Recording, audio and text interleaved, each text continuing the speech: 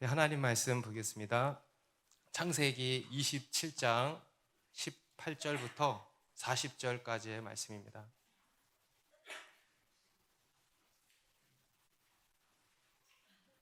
창세기 27장 18절부터 40절까지의 말씀, 저와 한 절씩 읽습니다.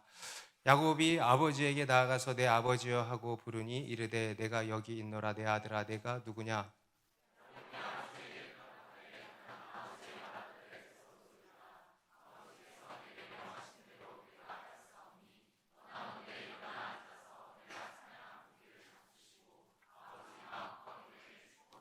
이삭이 그의 아들에게 이르되 내 아들아, 내가 어떻게 이같이 속히 잡았느냐? 그가 이르되 아버지의 하나님 여호와께서 나로 순조롭게 만나게 하셨음이니이다.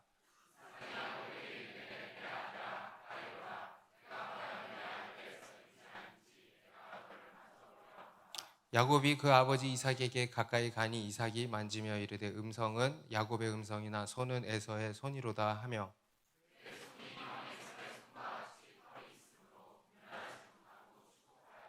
이삭이 이르되 내가 참 내 아들 에서냐? 그가 대답하되 그러하니이다.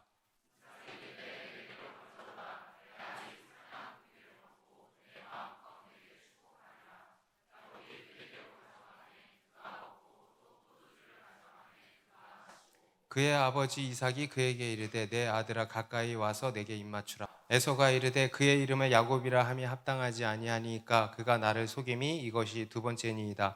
전에는 나의 장자의 명분을 빼앗고 이제는 내 복을 빼앗았나이다. 또 이르되 아버지께서 나를 위하여 빌 복을 남기지 아니하셨나이까.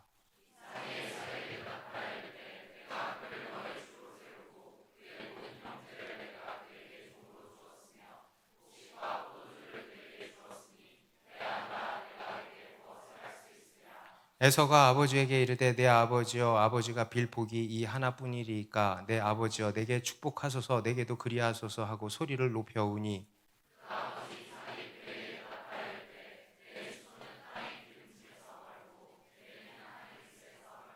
같이 읽습니다. 너는 칼을 믿고 생활하겠고 내 아우를 섬길 것이며 내가 매임을 벗을 때에는 그 멍에를 내 목에서 떨쳐버리라 하였더라. 아멘. 하나님께서는 우리 모두를 향한 크고 놀라운 계획을 다 갖고 계십니다. 믿으십니까? 그리고 그 계획을 우리에게 보이시고 또 우리 인생 가운데 신실하게 이루어 가시는 분이십니다. 그리고 그것이 이제 우리의 꿈이 되고 또 우리 인생 가운데 우리가 한 걸음 한 걸음 믿음의 여정을 걸어가는 가운데 그것이 이루어지는 것을 보는 것이 우리 그리스도인의 인생이라 할 수 있겠습니다. 너무 기대되고 너무 가슴 벅찬 일 아니겠습니까? 여러분 가슴 벅차십니까? 그런데 문제가 무엇입니까? 그렇게 그것을 생각하면 가슴이 벅차지지만 그 실제 과정은 결코 만만치가 않다는 것이죠. 우리의 꿈과 현실은 너무너무 괴리가 큰 것입니다. 우리가 생각하는 것처럼 또 우리가 예상하는 그런 시나리오처럼 그리 낭만적이지가 않다는 겁니다. 때로는 여러 생각지 못한 위기들이 찾아오고요. 그래서 깊은 절망에 이제 빠지게 되기도 하죠. 그리고 무엇보다 어려운 것이 중간중간에 이런 유혹들이 찾아온다라는 것입니다. 어떤 힘든 일을 우리가 견디는 것은 견디겠지만 그보다 사실 더 어려운 게 뭐냐면 이런 유혹과 시험이 찾아왔을 때 그것을 이기는 것은 더더욱 어려운 일입니다. 우리가 지금 살펴보고 있는 이야기도 그와 같습니다. 우리가 지금 살펴보고 있는 이 이삭의 이야기는 오늘부로 자연스럽게 야곱의 이야기로 넘어가고 있습니다. 오늘부터 살펴보게 될 이 야곱의 이야기도 그렇습니다. 하나님께서 야곱을 선택하셨습니다. 그리고 그를 향한 크고 놀라운 계획을 갖고 계셨습니다. 그래서 그가 태어나기도 전부터 그에게 말씀을 하셨죠. 큰 자가 작은 자를 섬기게 될 것이다. 야곱이 형 에서보다 뭔진 모르지만 큰 자가 될 거다 이거죠. 하나님께서 그를 택하시고 그를 통해서 어떤 특별하고 놀라운 일을 이루실 것을 미리 말씀하신 겁니다. 그 일은 그 야곱이 생각하는 것보다 또 그의 부모 이삭과 리브가가 생각하는 것보다 훨씬 더 큰 일이었습니다. 그런데 문제는 그의 현실입니다. 지금까지 돌아가는 그의 삶의 양상들을 보면 전혀 그렇지가 않다는 거예요. 하나님은 분명히 그렇게 말씀하셨는데 그 말씀이 조금도 성취되는 것 같지가 않다는 겁니다. 아버지 이삭은 여전히 형 에서만 편애를 하고 있죠. 어떻게든 형에게 모든 유업을 물려주려고 이렇게 하고 있었습니다. 그러다가 결국 이 형 에서에게 장자의 축복을 이렇게 해주려고 하는 이런 절체절명의 순간까지 오게 된 것입니다. 그리고 그것을 우연히 알게 된 어머니 리브가가 다급히 야곱을 부르죠. 그리고 이제 야곱에게 이런저런 지시를 내립니다. 가서 아버지를 속여서 형 에서의 축복을 가로채라 하면서 이런저런 작전을 세우게 된 것입니다. 아버지가 찾으시는 별미를 만들었고요. 그리고 형 에서의 옷을 꺼내서 입었습니다. 그리고 손에는 형 에서의 손처럼 염소 새끼 가죽을 덮어 써가지고, 여러분 상상이 되세요? 그런 야곱의 모습 얼마나 우습습니까? 이 야곱은 그것이 분명 잘못된 일이라는 것을 알았습니다. 우리 앞 본문의 12절에 보면 아버지께서 나를 만지실진데 내가 아버지의 눈에 속이는 자로 보일지라 복은 고사하고 저주를 받을까 하나이다. 야곱은 그것이 잘못된 일이라는 것을 알았습니다. 그래서 축복은커녕 저주를 받을까 두려워했습니다. 그런데 그 뒤에 리브가가 뭐라 그러냐면 너의 저주는 내게로 돌리리니 내 말만 따르고 가서 가져오라. 야곱을 향한 어머니의 극진한 사랑을 엿볼 수가 있죠. 그런데 여러분, 이 사랑은 어떤 사랑이었다 그랬어요? 잘못된 사랑이었다. 로마서 12장 9절은 이렇게 말씀합니다. 같이 읽습니다. 시작. 사랑에는 거짓이 없나니 악을 미워하고 선에 속하라. 여러분, 사랑에는 거짓이 없나니 악을 미워하고 선에 속하라. 여러분, 이게 참 사랑이라는 겁니다. 그런데 이 리브가의 사랑은 진정한 사랑이 아닌 것이죠. 이 리브가는 자신의 사랑이 참 사랑이라고 생각을 했을 것입니다. 그녀는 자기가 하는 행동이 무조건 옳다라고 생각을 했을 것입니다. 정확히 말하면은 자신의 행동을 합리화, 정당화한 것이죠. 왜냐하면 자기의 목적이 옳았기 때문에, 분명히 그것은 야곱이 하나님의 뜻인 것이 분명했기 때문에, 그래서 자신의 행동은 정당화될 수 있다라고 생각을 한 겁니다. 그리고 자기가 야곱이 받아야 할 저주가 있다면 내가 받겠다라고까지 이야기를 한 겁니다. 그런데 여러분, 과연 그런 것일까요? 네 저주 내가 다 받아줄게 하면 내가 다 받아지는 것일까요? 우리 자녀 여러분, 어머니가 또는 아버지가 그런 얘기를 한다면 절대 믿지 마시기 바랍니다. 사탄아 물러가십시오 하시기 바랍니다. 여러분, 야곱은요 그에게 주어지는 저주를 고스란히 다 받아야 했습니다. 다 자신의 몫이었습니다. 14년 동안 외삼촌 라반의 집에 가서 더한 사람 밑에 가서 더한 일을 겪어야만 했습니다. 심은 대로 거두게 된 것이죠. 리브가는 말로는 모든 저주를 내가 다 짊어지고 가겠다 했지만, 여러분, 늘 말은 쉽습니다. 말은 쉽게 할 수 있는 거예요. 하지만 결국에는 모든 것이 야곱의 몫이었다는 것입니다. 야곱은 어쩌면 억울했을지 모릅니다. 나는 그럴 생각이 없었는데 어머니가 시켜서 했을 뿐이라고 할지 모릅니다. 하지만 여러분, 그것은 구차한 변명에 불과한 겁니다. 여러분, 누가 한 겁니까? 야곱이 한 거예요. 그냥 어머니 리브가의 지시를 따른 것이라고 하지만 이 야곱 안에 이미 그러한 속이는 자의 본성이 있었던 것이고, 그것이 그냥 어떤 계기로 발현이 된 겁니다. 여러분, 우리의 죄는요 우발적인 것이 하나도 없습니다. 우리의 죄는요 다 우리 안에 이미 들어있는 가능성이에요. 죄의 속성을 우리가 다 가지고 있는 것이고, 그것이 어떤 계기로 발현이 되는 거예요. 여러분, 다윗에게 어마어마한 야망이 있었습니다. 그런데 그것을 사탄이 부추겨가지고 튀어나와서 인구조사를 한 거예요. 그죠? 사단 탓도 아니고 하나님 탓도 아니고 누구 잘못입니까? 다윗 잘못이에요. 오늘 이 야곱도 마찬가지입니다. 그래서 여러분, 우리가 핑계할 것이 없다는 겁니다. 여러분, 우리는요 우리가 저지른 것에 대해서는 누가 책임을 집니까? 내가 책임을 져야 하는 겁니다. 옆에서 누가 어쨌고 누가 저쨌고 누가 그때 이렇게 부추겼고, 여러분 다 구차한 변명이에요. 내가 했으면 그 책임은 내가 져야 되는 거예요. 그게 우리의 인생인 것입니다. 그렇게 이 야곱은 어머니가 만들어준 별미를 가지고 떡을 가지고 아버지에게로 들어갔습니다. 18절에 보니까 야곱이 아버지에게 나아가서 내 아버지여 하고 부르니 이르되 내가 여기 있노라 내 아들아 네가 누구냐.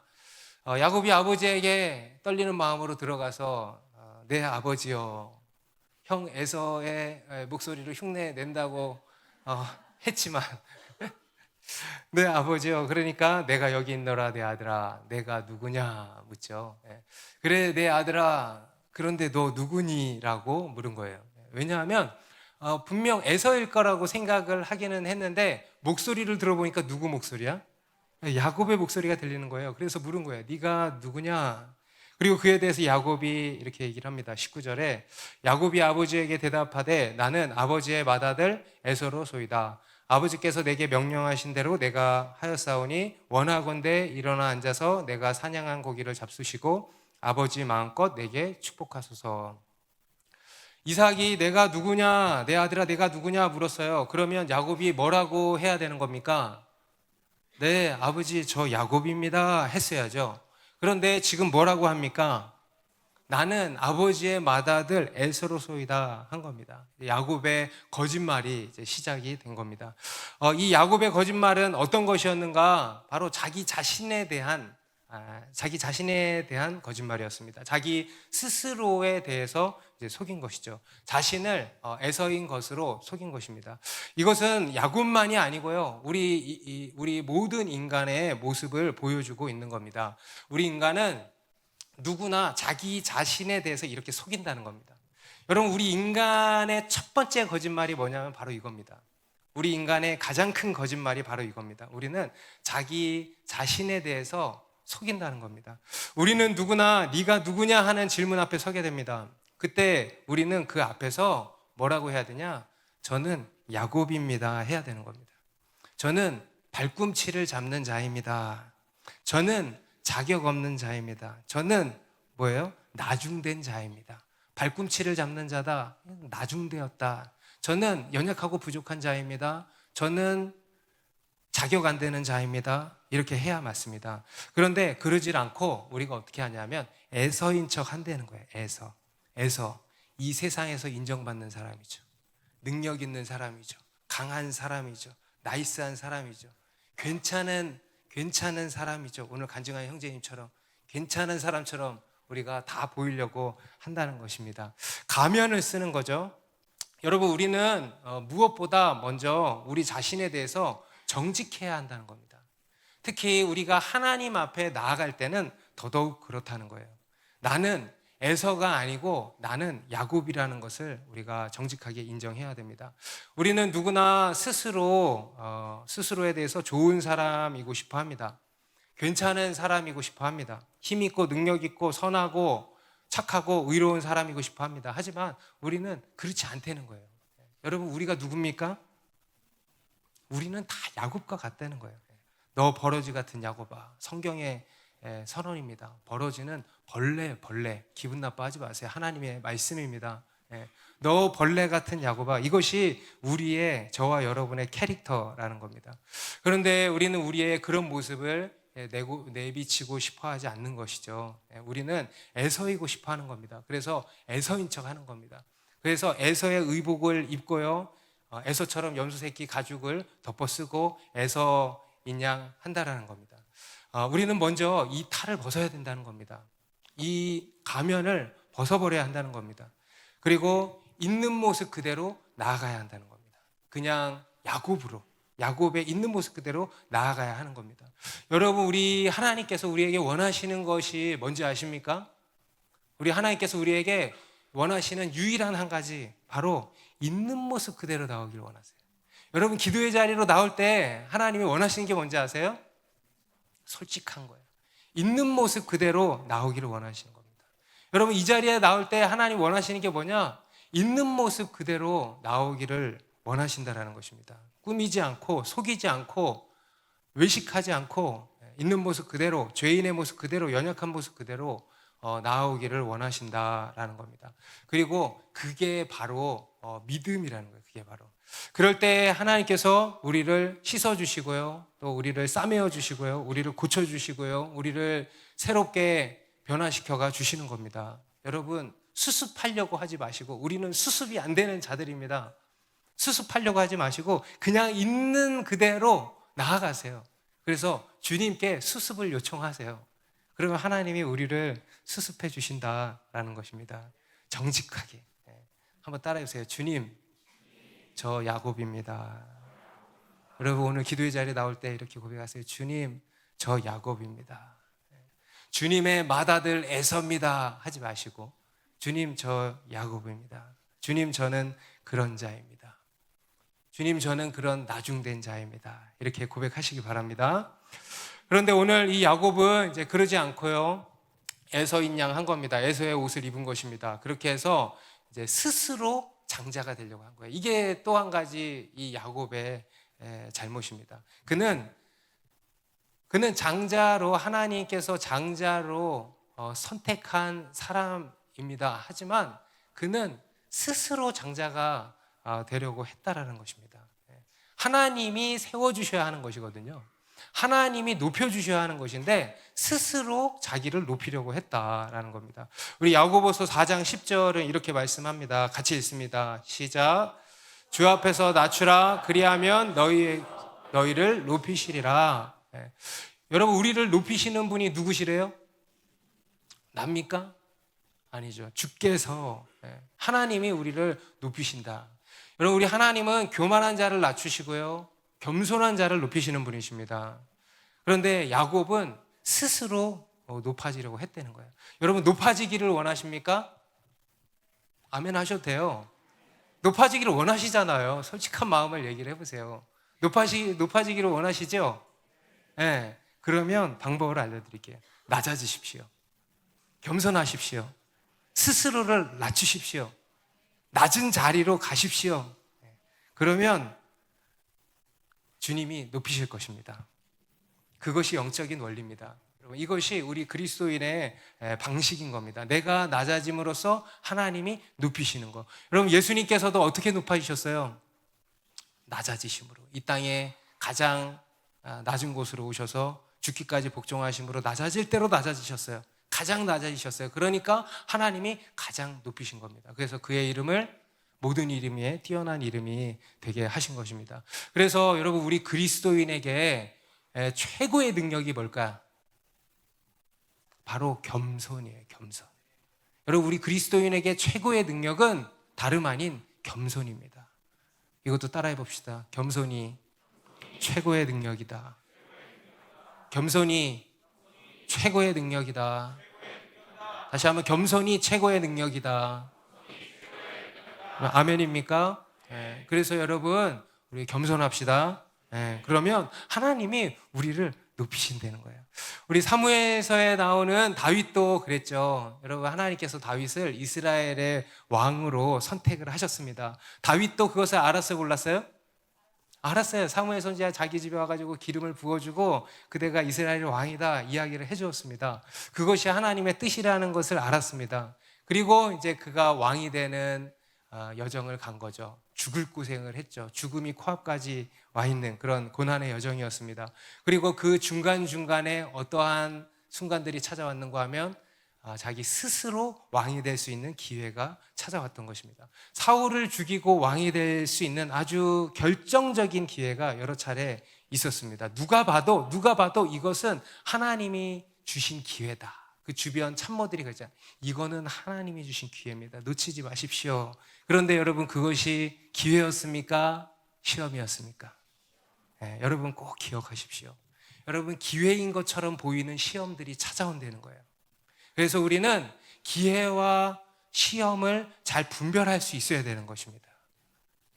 나의 욕심에 이끌려서 그것을 기회라고 합리화하지 말고 그것을 잘 분별해서 이 시험을 잘 이기시기 바랍니다. 여러분, 지금 삶에 무슨 기회가 찾아왔다라는 생각이 드신다면요, 이게 시험일 수도 있구나 라는 것을 생각하셔야 한다는 겁니다. 다윗은요, 그 시험을 잘 이겨나갔습니다. 그리고 하나님이 자기를 높이실 때까지 기다리고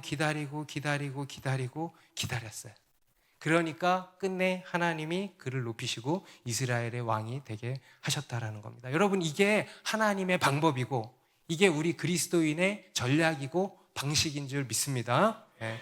여러분, 하나님께서 여러분에게 약속하신 바가 있으십니까? 하나님이 여러분에게 보이신 어떤 비전이 있으십니까? 그러면요, 하나님을 신뢰함으로 기다리셔야 됩니다. 내 힘을 내려놓고 하나님을 의지하고 기다리셔야 됩니다. 내 인간적인 방법을 내려놓고요, 하나님이 세우실 때까지, 이루어 가실 때까지 기다리시기 바랍니다. 그러면 하나님이 하나님의 때에 하나님의 방법으로 이루실 줄로 믿습니다. 이삭은 야곱에게 또 한 번 묻습니다. 20절 같이 읽습니다. 시작. 이삭이 그의 아들에게 이르되 내 아들아 네가 어떻게 이같이 속히 잡았느냐? 그가 이르되 아버지의 하나님 여호와께서 나로 순조롭게 만나게 하셨음이니이다. 이삭이 이상하니까 이제 또 물은 겁니다. 근데 내 아들아, 너 어떻게 이렇게 빨리 속히 잡아왔느냐? 이삭이 생각할 때 너무 빨리 온 거예요.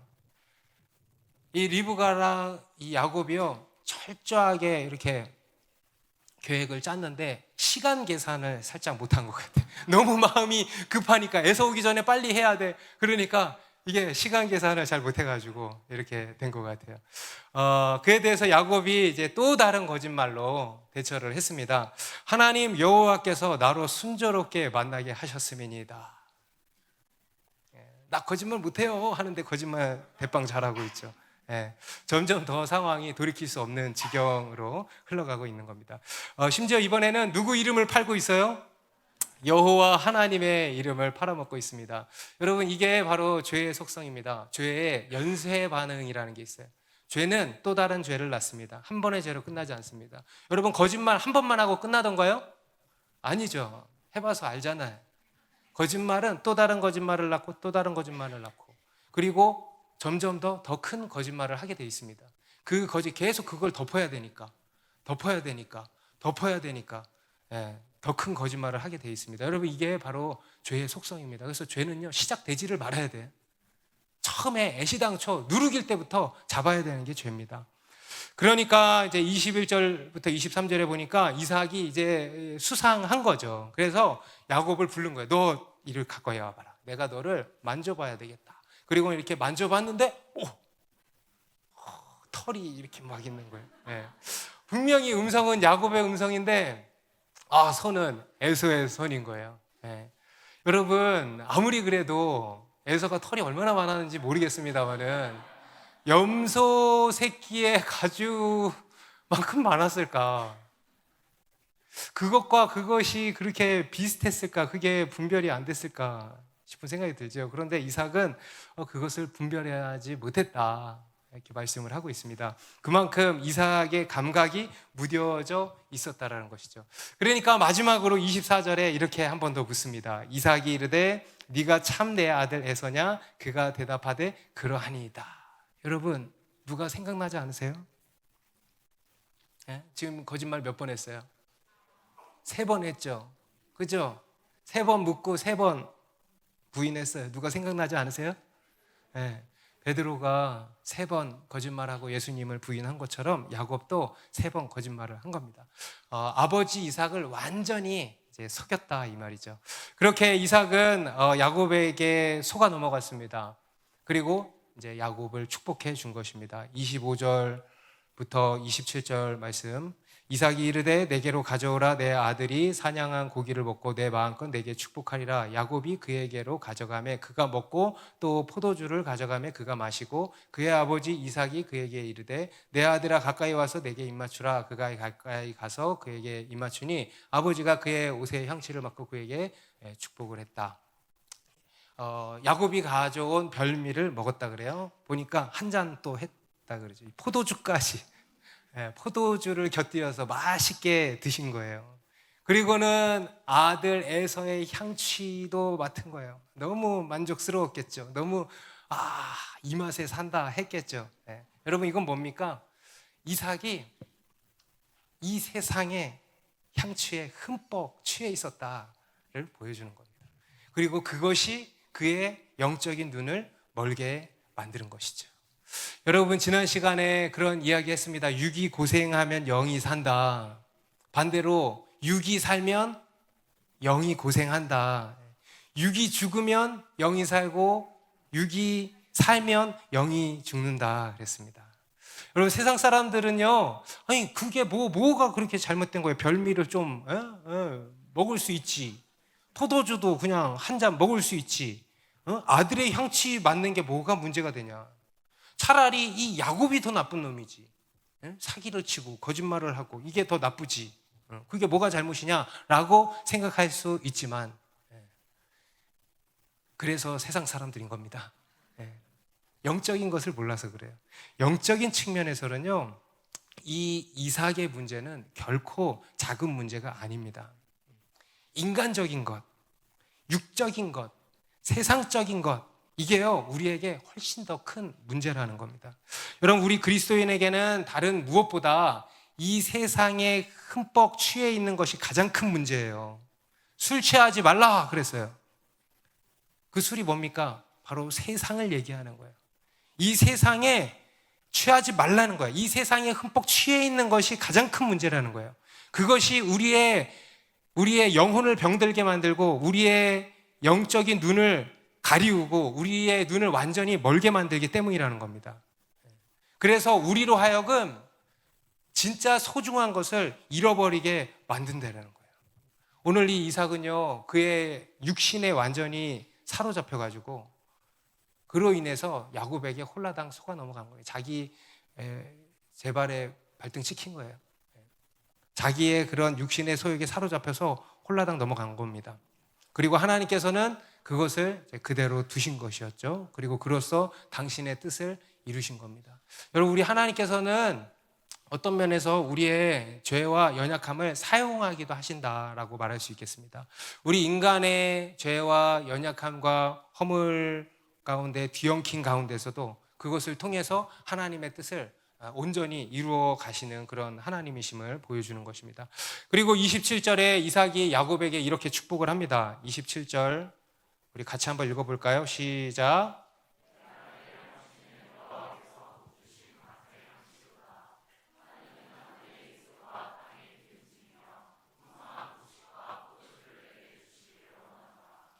만민이 너를 섬기고 열국이 내게 굴복하리니 내가 형제들의 주가 되고 내 어머니의 아들들이 내게 굴복하며 너를 저주하는 자는 저주를 받고 너를 축복하는 자는 복을 받기를 원하노라.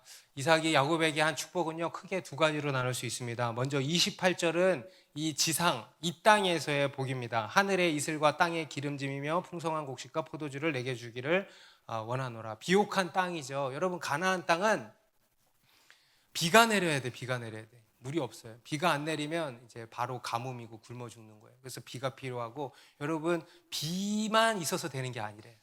뭐도 필요하냐? 하늘의 이슬, 아침 이슬이 그렇게 중요하대.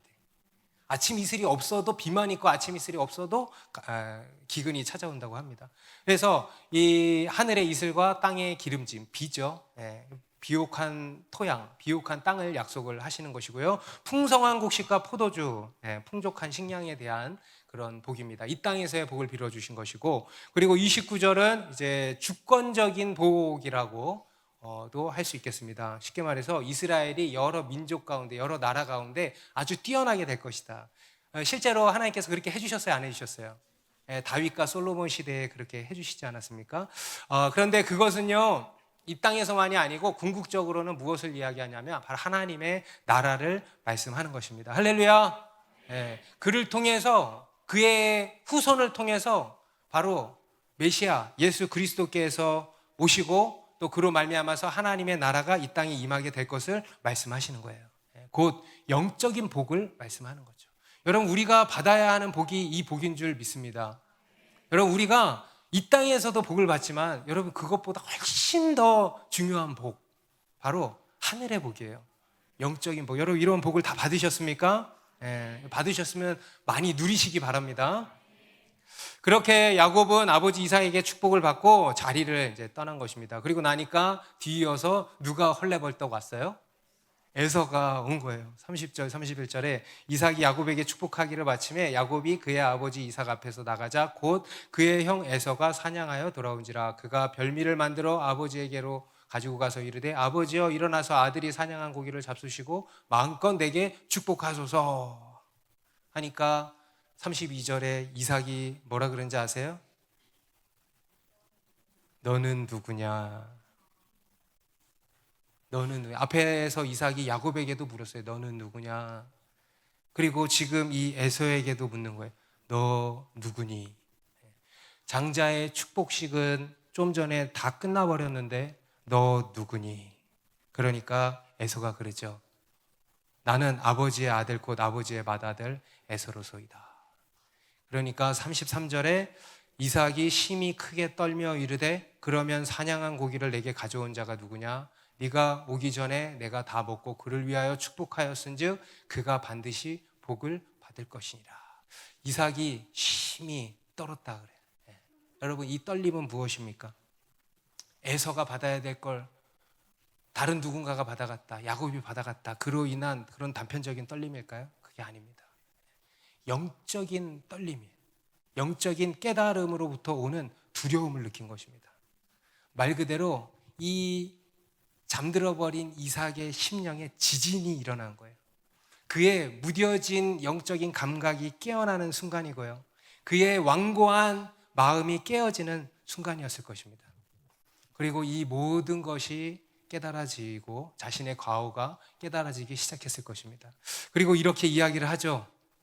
누군가 내게 고기를 가져와서 내가 그것을 먹고 그를 위하여 축복하였으니 그가 반드시 복을 받을 것이니라. 이삭이 제정신을 차리기 시작한 겁니다. 그러니까 에서가 그제서야 뒤늦게 후회를 하는 겁니다. 34절에 에서가 그의 아버지의 말을 듣고 소리질러 슬피 울며 아버지에게 이르되 내 아버지여 내게 축복하소서 내게도 그리하소서. 에서의 뒤늦은 후회죠. 이제 와서 소리질러 슬피 울며 아버지에게 나를 축복하소서 매달리지만 여러분 이미 늦은 것입니다.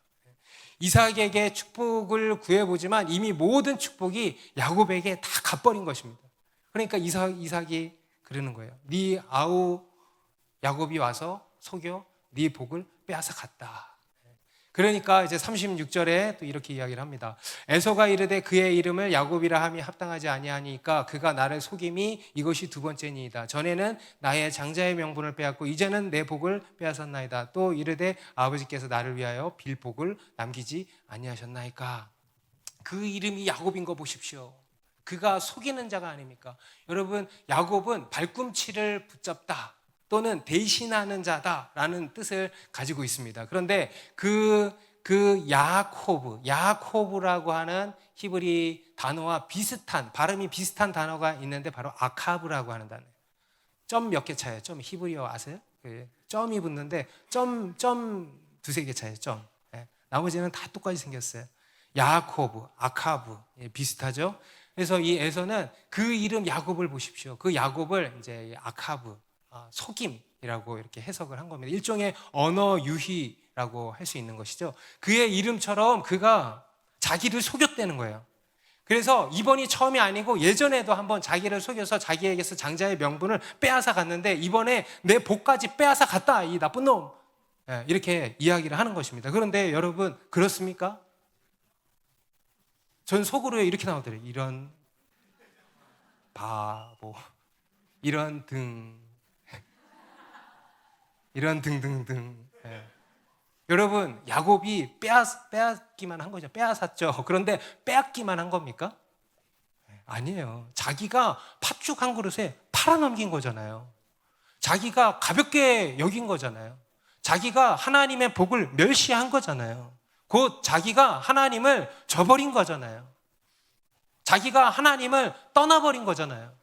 자기가 하나님을 버리니까 하나님이 자기를 버린 거잖아요. 그렇지 않습니까? 여러분 뺏는 것보다 빼앗긴 게 더 나쁜 거예요. 속이는 것보다 속는 게 더 나쁜 거예요. 왜 속아 이거를? 그렇죠? 여러분 다른 것은 다 빼앗겨도 하나님은 절대 빼앗기지 마시기 바랍니다. 에서는 이삭에게 남은 축복이 없냐며 막 매달려 봅니다. 하지만 이삭으로부터 돌아오는 말은 없다. 다 해줬다. 다. 넌 줄 알고 다 해줬다. 없다. 이삭은 애걸복걸하는 에서에게 나름의 축복을 해줘 보려고 하는데 나와 안 나와? 한 방울 나오더라. 한 방울. 그게 39절 40절입니다. 축복인지 저주인지 한번 들어보십시오.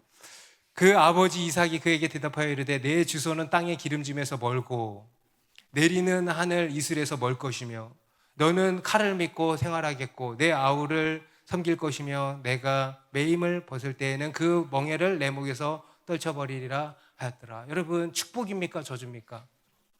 어떤 면에서는 축복이에요. 멀다 그랬잖아. 없다 그러지 않고 멀다 그랬으니까 있긴 있다는 거거든. 이것도 무슨 축복이지. 그리고 또 너는 아우를 섬길 것이지만 네가 매임을 벗을 때 그 멍에를 내 목에서 떨쳐버리라. 가까스로 빠져나올 것이다. 나중에 가면은 열왕기에 가면은 이제 가까스로 빠져나오게 됩니다. 여러분, 축복입니까 저주입니까? 저주 같은 축복이죠. 저주 같은 축복. 이것은 여러분 에서 본인이 자초한 일이었습니다.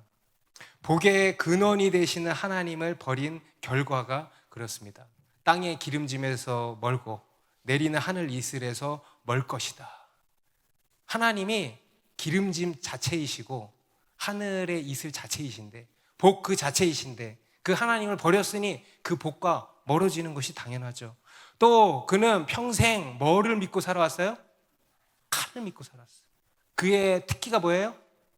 사냥. 그의 취미가 뭐예요? 사냥.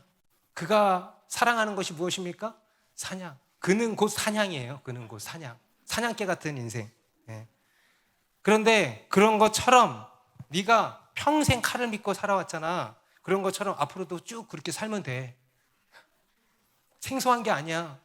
네가 지금까지 그렇게 칼을 믿고 살아온 것처럼 너는 앞으로 쭉 그렇게 칼이랑 함께 살아. 이렇게 이야기를 하는 거예요. 네 힘으로, 네 힘을 의지해서 열심히 살아라 하시는 거예요. 여러분, 이거 축복입니까 저주입니까? 저주 같은 축복, 축복 같은 저주. 오늘 야곱이 받은 축복과 에서가 받은 축복, 이것의 가장 큰 차이는 다름 아닌 하나님일 것입니다. 야곱의 축복에는요 하나님이 나옵니다. 그런데 에서의 축복에는 하나님이 하나도 안 나, 하자도 안 나. 여러분, 그것은 바로 저주입니다. 여러분, 하나님이 없는 축복은 참 축복이 아닌 거예요. 그것은 저주인 것입니다. 여러분, 하나님 없는 인생, 재앙 중에 재앙이고 저주 중에 저주인 것입니다. 아멘입니까? 네. 그럼 진정한 축복은 뭔가? 바로 하나님과 함께하는 인생입니다. 하나님이 우리와 함께 해주시는 인생. 내 힘으로 사는 게 아니고 하나님의 은혜로 사는 인생, 페이버로 사는 인생. 여러분, 이게 바로 축복인 겁니다. 야곱이 받은 축복이 바로 이런 축복입니다. 여러분에게 이런 축복이 있습니까? 이런 축복을 받으셨습니까? 이런 복된 인생을 다 사시기 바랍니다. 오늘 에서는 장자의 명분을 팥죽 한 그릇에 넘겨놓고는 뒤늦게 와서 복의 문을 좀 열어달라고 막 두드리고 있어요. 그리고 그에 대한 이삭의 답은 너는 누구냐 였습니다. 여러분, 이것은요 우리 마태복음 25장에 나오는 예수님께서 하신 열처녀의 비유를 연상케 합니다. 예수님께서 천국은 마치 등을 들고 신랑을 맞으러 나간 열처녀와 같다고 하신 비유가 있죠. 그 당시 이스라엘의 결혼 풍습이 그랬습니다. 그 결혼 풍습을 빗대어서 말씀을 한 겁니다. 10처녀가 있었는데 그 중에 5처녀는 미련한 처녀였고요. 5은 이제 슬기로운 자였다 그랬습니다. 미련한 자들은 등은 가지고 갔어요. 그런데 뭘 안 갖고 갔어? 기름을 안 갖고 갔어요. 왜 그랬을까? 안일하게 생각한 거죠. 금방 오겠지. 요거 안에 오겠지. 라는 안일한 생각. 그리고 반대로 슬기로운 처녀들은 뭘 가졌습니까? 이 기름을 그릇에 담아서 같이 가지고 갔습니다. 그런데 문제가 좀처럼 신랑이 오지를 않는 거예요. 그래서 그러다가 이들이 다 잠들어 버린 거예요. 그러다가 한밤중에 신랑이 온 겁니다. 신랑이 이러다 빨리 와서 맞으라 라는 소리가 들린 것입니다. 그런데 그때 딱 깼는데 등이 나가기 시작한 거예요. 등불이 꺼지기 시작하는 거예요. 그러니까 이제 이 미련한 처녀들이 야야 나 좀만 꺼줘. 예, 그 슬기로운 처녀들한테 우리에게 기름을 좀 나눠줘. 우리도 조금만 줘. 막 이렇게 하니까 이제 그 슬기로운 처녀들 어떻게 해요? 예, 가서 사와. 우리도 부족해. 빨리 가서 사와 그냥. 그래서 이들이 다 기름을 사러 갔죠. 그리고 근사이에 신랑이 와버린 겁니다. 그리고 혼인잔치에 들어가고 문은 닫혀버린 것입니다. 그리고 나서 이 남은 처녀들이 와가지고 그러는 거예요. 주여 주여 우리에게도 문을 좀 열어주십시오 하니까 예수님이 그러시죠. 마태복음 25장 12절에 대답하여 이르되 진실로 너희에게 이르노니 내가 너희를 알지 못하노라 하였느니라. 그런즉 깨어 있으라 너희는 그날과 그때를 알지 못하느니라. 주님이 뭐라 그러세요? 내가 너희를 알지 못하노라. 오늘 이삭이 에서에게 했던 말이 이겁니다. 너는 누구냐? 너 누구니? 난 너 모른다 이거예요. 내가 너를 알지 못하노라. 이미 잔치는 시작되었고 문은 닫혔느니라. 오늘 이 에서의 모습은요, 이 땅을 살아가는 하늘의 신령한 축복은 무시한 채 세상적인 행복만을 꿈꾸는, 행복만을 갈구하는 오늘날 우리의 모습을 보여주고 있습니다. 여러분, 우리가 받은 복은요, 이 땅의 것이 다가 아닙니다. 이 땅에서의 잠시 잠깐의 복은 복이 아닙니다. 여러분, 우리가 받은 진짜 복은요, 어디에 있냐? 영원한 하늘의 복이에요. 할렐루야. 여러분, 우리에게 복은 하나님이 복이에요. 그분을 가까이 함이 복이에요. 영원히 그분과 함께 사는 것이 복입니다. 바로 천국이 복이에요.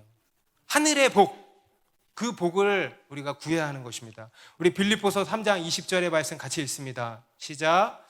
그러나 우리의 시민권은 하늘에 있는지라 거기로부터 구원하는 자 곧 주 예수 그리스도를 기다리노니. 골로새서도 시작. 그러므로 너희가 그리스도와 함께 다시 살리심을 받았으면 위의 것을 찾으라. 거기는 그리스도께서 하나님 우편에 앉아 계시느니라. 위의 것을 생각하고 땅의 것을 생각하지 말라. 이는 너희가 죽었고 너희 생명이 그리스도와 함께 하나님 안에 감추어졌습니다. 여러분, 무엇을 생각하래요? 위의 것을. 여러분, 손으로 이렇게 해보세요. 위의 것을 생각하고 땅의 것을 생각하지 말라. 아멘입니까? 여러분, 우리는 이제 선택해야 합니다. 매일매일 선택해야 합니다. 매일매일 결단해야 합니다. 무엇을 구할 거냐. 여러분, 우리 인생은요, 늘 무언가를 구하고 있어요. 지금 이 순간에도 무언가를 구하고 있습니다. 돈을 구하고 있고, 명예를 구하고 있고, 인정을 구하고 있고, 성공을 구하고 있고, 그 외에 등등등 온갖 것들을 구하고 있습니다. 여러분, 우리는 선택해야 합니다. 우리는 결단해야 합니다. 뭘 구할 거냐? 어떤 복을 구할 것이냐? 이 세상이 말하는 이 땅의 복을 구할 것입니까? 아니면 하늘의 것을 구할 것입니까? 여러분, 이 땅의 것은 잠시 잠깐입니다. 썩어질 것들입니다. 다 사라질 것들입니다. 우리의 자식들도 다 사라질 것들입니다. 그것을 구할 것입니까? 아니면 영원한 하늘의 복을 구할 것입니까? 여러분, 우리가 이것을 선택해야 합니다. 여러분, 우리는 이 세상에서 적당히 교회 생활하고 믿음 생활하고 종교 생활이죠. 종교 생활하다가 결정적인 타이밍에 축복의 문으로 들어가면 된다. 천국 문으로 들어가면 된다라는 착각을 하거든요.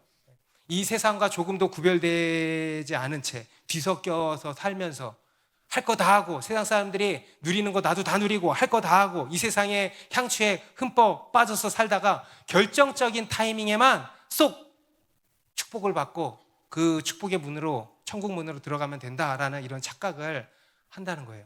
여러분, 이것이 우리 그리스도인의 최대 착각. 여러분, 이것이 마귀가 우리에게 심어놓은 가장 큰 착각이에요. 가장 악랄하고 가장 위험한 착각이에요. 여러분, 그 착각들을 다 뽑아 버리시기 바랍니다. 여러분, 그게 가능한 일인 줄 아십니까? 오늘 본문이 그거는 절대 불가능한 일이라는 것을 분명하게 보여주고 있는 거예요. 여러분이 에서도요, 그렇게 생각한 거예요. 아니란 생각을 버려야 돼. 오늘 이 에서는 그런 아니란 생각을 가졌던 거예요. 평소에는 전혀 영적인 삶을 살지 않다가 자기 멋대로, 육신대로 세상적으로 세상에 흠뻑 취해서 흥청망청 살다가 나중에 축복을 받을 이런 결정적인 타이밍이 되니까 받아줘, 안 받아줘? 그냥 받으면 될 줄 알았는데 어떻게 돼? 안 받아지는 거예요. 세상에 완전히 사로잡혀 있으니까 이 세상의 힘에 사로잡혀서 문으로 들어가지를 못하는 거예요. 그러다가 문이 꽝 하고 닫혀버린 거예요. 여러분, 우리 믿음에 있어서 중요한 것이 뭐냐면 바로 이겁니다. 여러분, 우리가 믿음으로 살아내고 있느냐가 중요한 거예요. 우리가 그냥 나 믿어요 말로만 믿는 게 아니고요, 믿음의 삶을 살고 있느냐가 중요한 거예요. 여러분, 그게 바로 진짜 믿음인 것입니다. 여러분, 믿음으로 살지 않는 것은요, 믿음이 아니라 그랬어요. 행함이 없는 믿음은 죽은 것이라 성경이 분명히 단언하고 있습니다. 살아내는 것이 없는 믿음은 믿음이 아니다 이거예요. 진짜 믿음은 뭐냐? 살아내는 믿음이에요. 우리 아까 그 10처녀들, 그 슬기로운 5처녀가 가졌던 그 기름이 뭐냐? 바로 살아내는 믿음.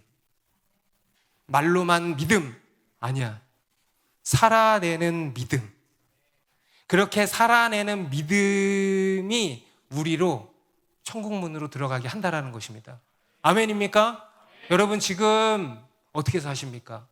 믿음으로 살고 계십니까? 그렇다면요, 여러분의 그 믿음이 천국 혼인잔치로도 인도할 것입니다. 하지만 오늘 이 에서처럼 맨날 교회는 왔다 갔다 하지만, 안 빼먹지만, 말로도 믿는다고 하지만 삶 가운데에는 전혀 믿음으로 살질 않아요. 세상의 향취에 흠뻑 취해서 이 세상 사람들과 별 구별됨 없이 여전히 세상적이고 육적이고 세상이 하는 거 다 따라하고 다 누리고 살고, 여러분, 이것이 바로 기름이 없는 인생이라는 거예요. 이런 인생은요, 천국의 혼인잔치에 못 들어간다는 거예요. 아멘 할 수 있습니까? 그런 믿음은 가짜라는 거예요. 에서와 같은 이런 믿음, 이런 인생은요, 나중에 천국 문 앞에 가서 들어가고 싶어도 안 들어가진다는 거예요. 문이 꽝 닫혀버린다는 거예요.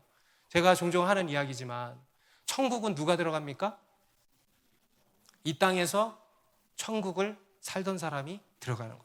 여러분, 이 땅에서 지옥을 살던 사람이 천국을 들어가려고 하면 들어가지냔 말이에요. 그게 낙타가 바늘기로 들어가려면 들어가지냔 말이에요. 안 된다는 거예요. 여러분, 천국은 이 땅에서 천국을 사는 자가 들어가는 것입니다.